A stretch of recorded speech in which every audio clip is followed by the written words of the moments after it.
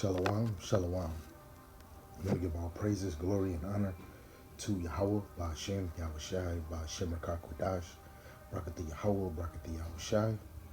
Double honors to the elder apostles and the elders of Green Millstone who rule well and teach well through the Spirit. And a mighty shalom to the hopeful elect that are scattered four corners of the earth in the same Spirit.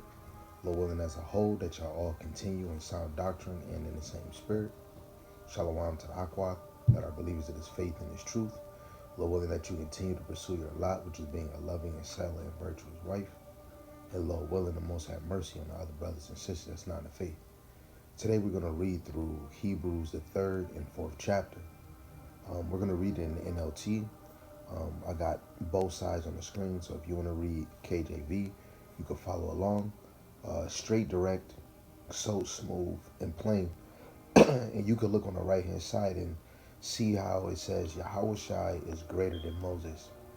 So the point we're going to cover, the main point while we're going into this is so that you believers or those that's coming in this faith, the point is holding fast the faith in Yahushai and not hardening your heart, your mind, like Israel did in the wilderness, hardening their heart towards Yahweh.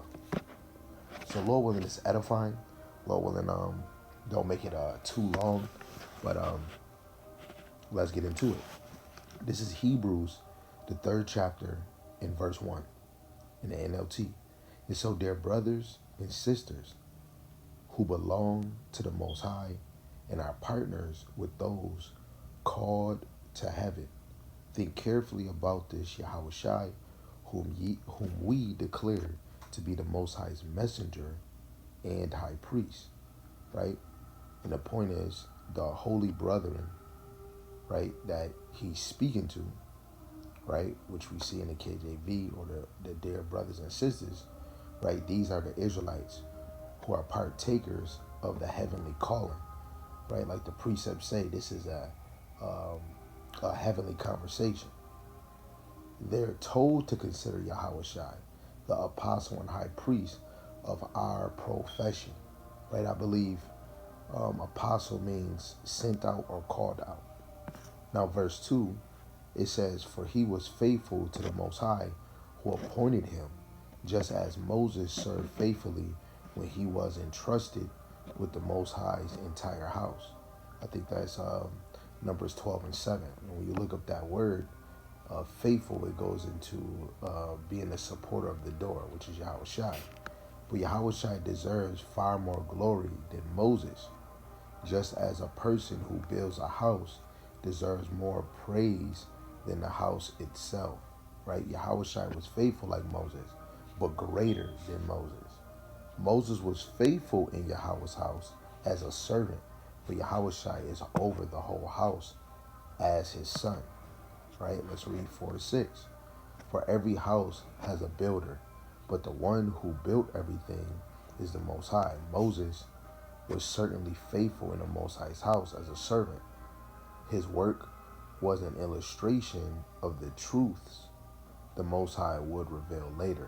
But Amachiach as the son is in charge of the Most High's entire house, and we are the Most High's house if we keep our courage and remain confident in our hope in Hamashiach, right?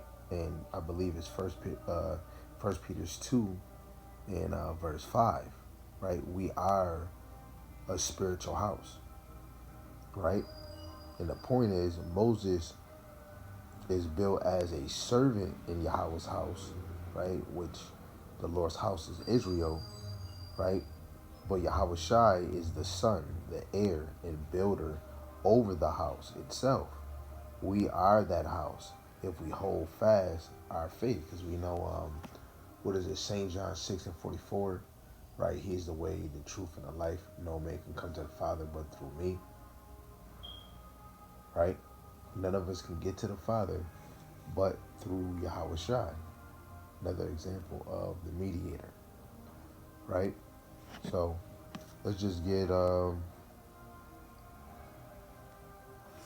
few precepts and then I'll come back to it.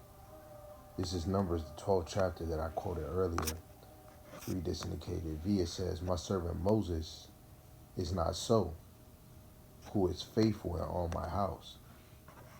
So let's just look up this word faithful, which has multiple meanings. H 538. Strong's H539. Amen. Amen. Biblical usage: to support, confirm, be faithful. But let's just get the point. Supporters of the door. So when we go into this faithful, he is a supporter of the door. Who is the door? Yahweh Shai. You got the Strong's definition, which it says to build up or support, to foster as a parent or a nurse, figuratively to render or be firm or faithful, to trust and believe. Now, again, when we go into this faithful, right, he is a supporter of the door, right? And another point of being faithful is to build up or support. Moses was in the house of the Lord, but that house he's supposed to build, right? Let's get St. John.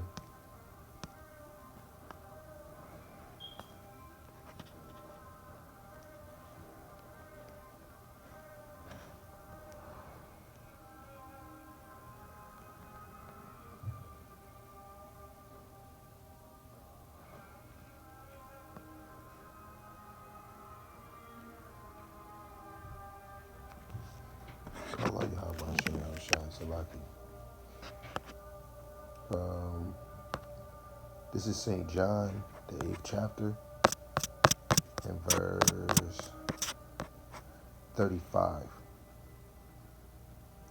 It says, the servant abideth not in the house forever, but the Son abideth forever.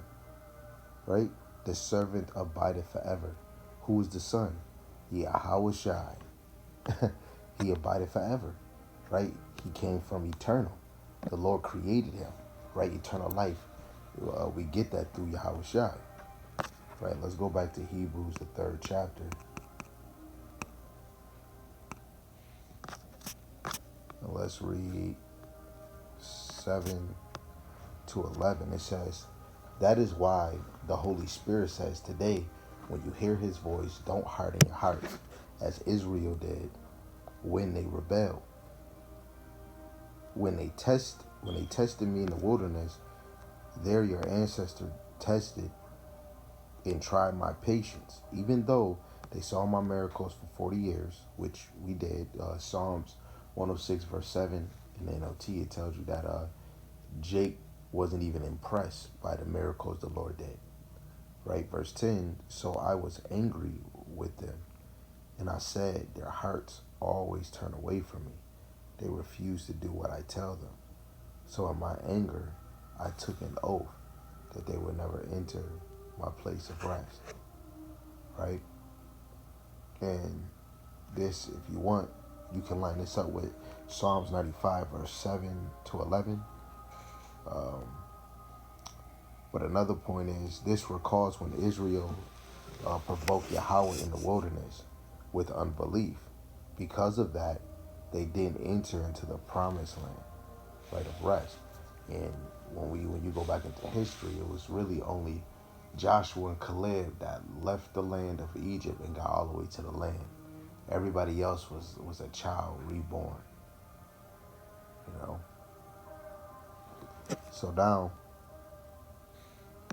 let's read. Let's read 11 to 15. It says, so in my anger I took an oath, and they will never enter my place of rest. Be careful then, dear brothers and sisters. Make sure that your own hearts are not evil and unbelieving, turning you away from the living power. You must warn each other every day. This is a key point right here. right? Especially you men that have the ability of teaching, being the example, being the light to the sheep, or towards the elect, right? We must warn them every day while it is still day, right? While this wisdom is still out here, right? We should be warning them every day, warning them of the destructions, the war, the MOTB, Jacob's trouble, and any other things that come to pass or going to come to pass. You want to warn the sheep, right? Get that blood off your hands, so that none of you will be deceived by sin and hardened against the Most High. For if we are faithful to the end, trusting the Most High, just as firmly as when we, just as when we first believed, we will share in all that belongs to Hamashiach. That's another one, man. We're gonna share in everything that Yahweh Shai got.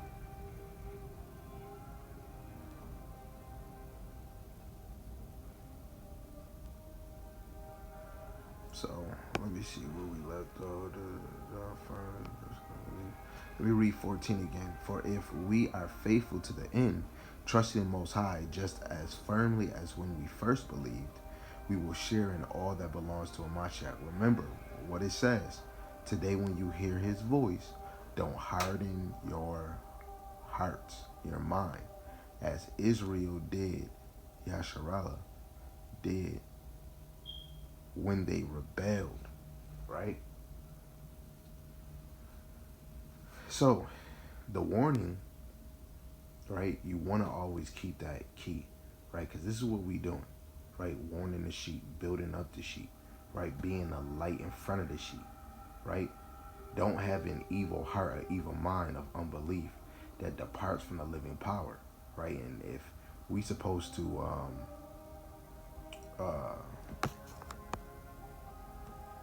make sure that we're daily doing this, that you're even daily doing this, right? Because any moment can happen where your flesh might overpower you, right? Because you might be weak in the spirit, and it draws you away from Yahweh Shema Shai. If you got deep cares for this world, it might draw you away from Yahweh Shema Shai. Instead, exhort one another daily, so you don't get hardened by sin.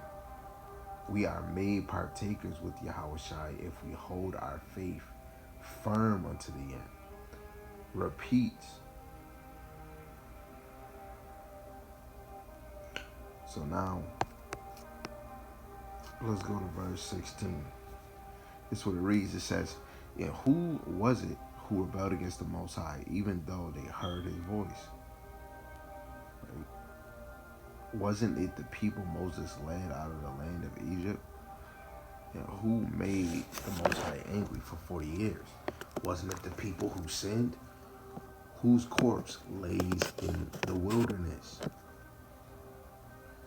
And to whom was the Most High speaking when he took an oath that they would never enter in his rest? Wasn't it the people who disobeyed him? So we see that because of their unbelief, they were not able to enter into his rest. Now, that's something to think about, right? Because our forefathers didn't believe, they didn't get to enter into that rest. The 2/3 on this side is not going to be able to enter into that rest. They're going to be born in that real complete rest, right? So those that came out of Egypt with Moses provoked Yahweh. Because of their unbelief, they couldn't enter into the land, right? So the conclusion of this beautiful chapter is they couldn't enter in because of unbelief. It's very key to believe. We say law, law, law, law, law. Yahweh Shai is over Moses. Yes, when we think of the law, you think of Moses. You still establish the law, but it's our faith in Yahweh Shai, right? That's going to uplift me up, uplift you up, right? To be a better man, hey, be a better woman in this thing, right? It's about your faith enhancing, right? So another point in the 3rd chapter, Israel's failure in the wilderness is a warning. We must hold firm to the faith in Yahweh Shai, or else we'll fall short like they did, but even worse, right?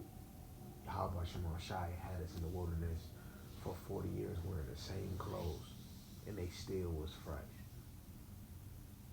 You know, call on Yahweh Shema Shai. Now let's dabble into the 4th chapter. We go read verse 1 and 2. The NLT. It says the Most High's promise of entering his rest still stands. So we ought to tremble with fear that some of you might fail to experience, right? And it's trembling. You don't know if you are the elect, but this is why you want to strive, right? We're everybody, the Heavenly Father can see you. He know what you're doing, what you're thinking. For this good news that the Most High has prepared this rest has been announced to us, just as it was to them. But it did them no good because they didn't share the faith of those who listened to the Most High. Right? Right? They heard the gospel too, that good news, but it didn't profit. It didn't resonate, right, with them because they lacked faith mixed with hearing. Right? Let's get Romans, the 10th chapter.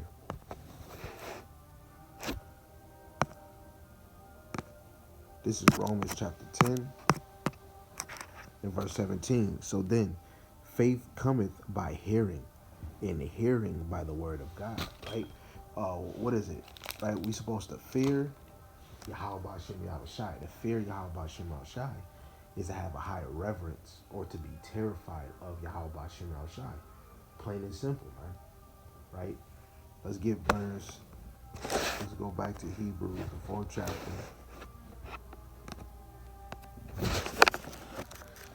We're going to start at 3.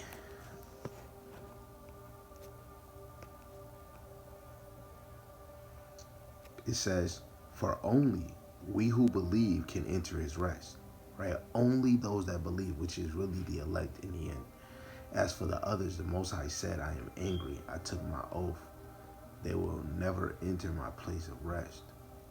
Even though this rest has been already since he made the world.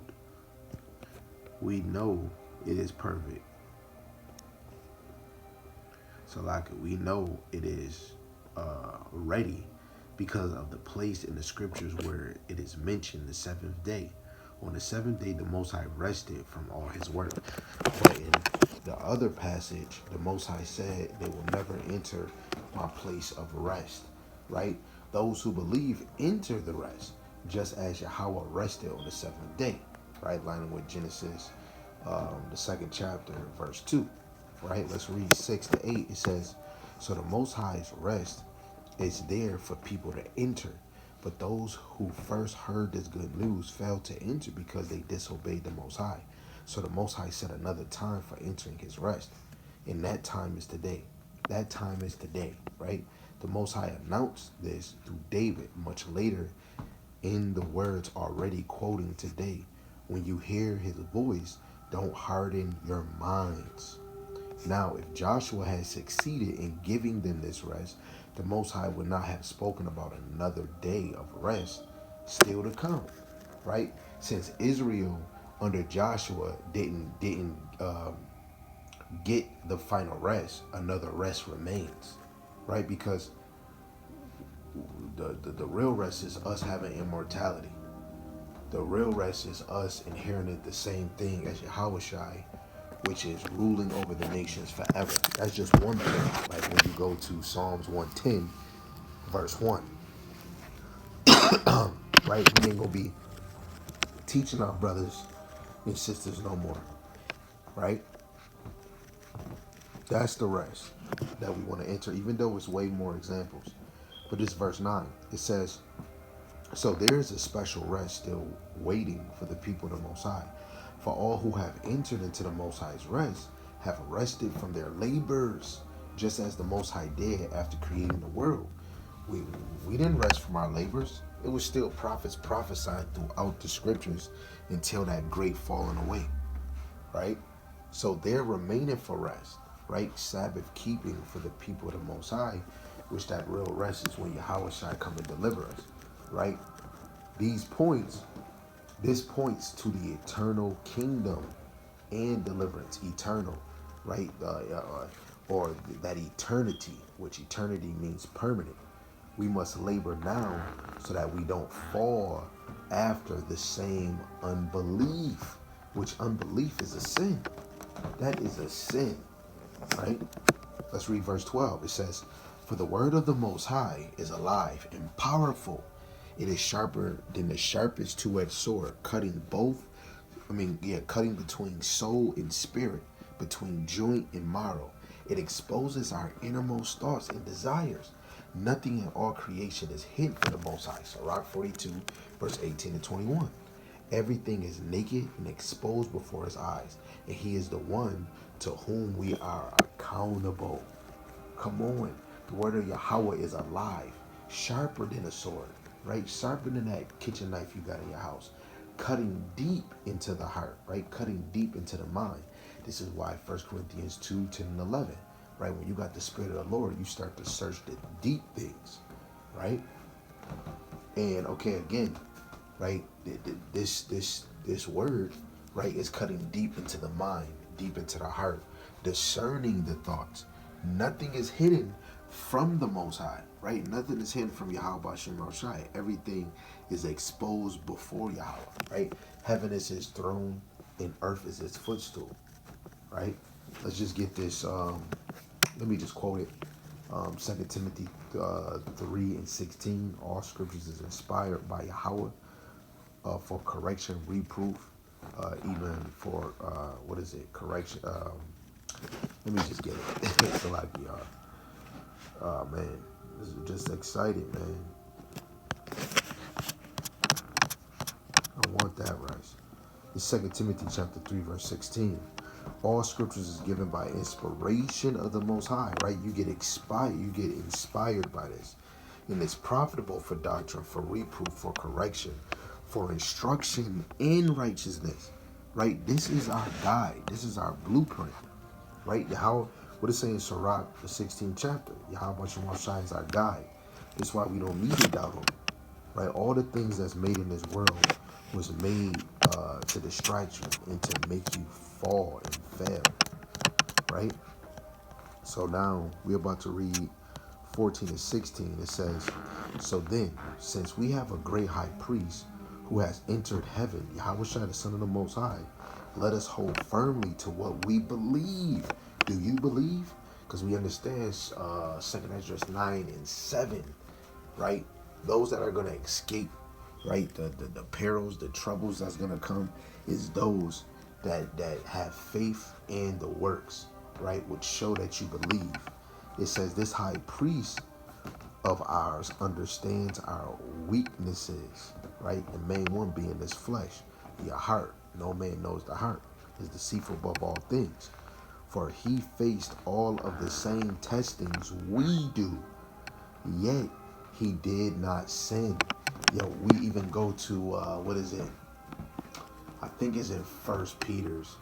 Yahweh Shai left us an example. That's why we want to imitate him to the best of our ability. So let us come boldly to the throne of our gracious power. There will we receive his mercy, his compassion. We will find grace to help us when we need it the most, right? So since we have Yahweh Shai, the great high priest, who passed into the heavens, which when you look into the law, when the high priest would go past the veil into the most holiest spot in the temple, Yahweh Shai didn't go into the temple, right? He didn't go past the veil, but in this case, he did, going up to the Father, right? He is our high priest, right? We must hold fast our confessions. Hold fast your confessions in Yahweh Bashim Yahweh Shai. He knows our weaknesses. He was tempted just like us, but without sin. So every day when you even think about the struggle you going through, think of Yahweh Shai, right? Some of us might not even be able to, you got a house, but you sleeping on an air mattress. or you sleeping on the floor. Yahweh Shai didn't even have a place to lay his head. Just traveling. He was outside. Right? All we want to always think of Mashiach Yahweh Shai. Right? Therefore, we can boldly come before Yahweh's throne of grace, of mercy, through Yahweh Shai to receive mercy and help. Right? Let's actually go to 1 John chapter 2 and reading verse 1. I'm going to read in the KJV and in NLT. It says, "My little children, these things write I unto you, that ye sin not.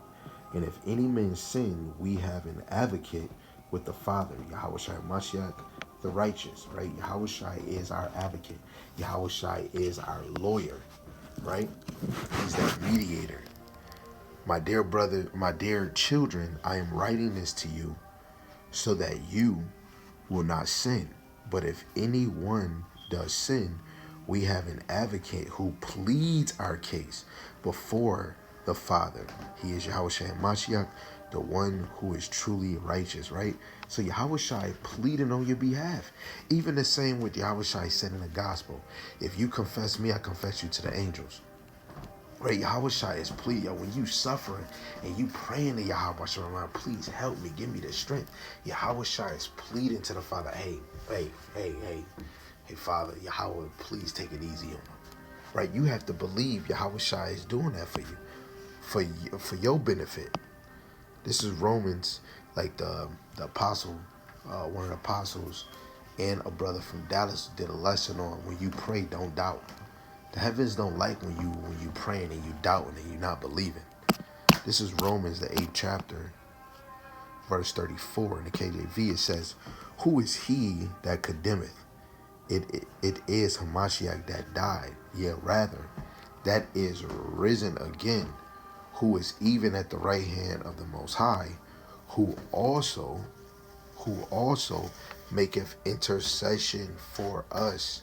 Right? What is he doing? He's pleading for us. Again, it goes back to a lawyer. A lawyer is pleading on your side to make sure you don't do time. Hey, to make sure, you know what?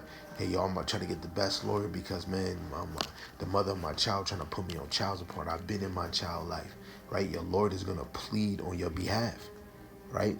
So right before we close, so we went into Hebrews, the 3rd and 4th chapter in the NLT. The 3rd chapter, remember again, Yahweh Shai, and it's a comparison to Moses, but Yahweh Shai is greater than Moses, right? Warning, don't repeat what Israel's unbelief in the wilderness, what they did. Let's not repeat it.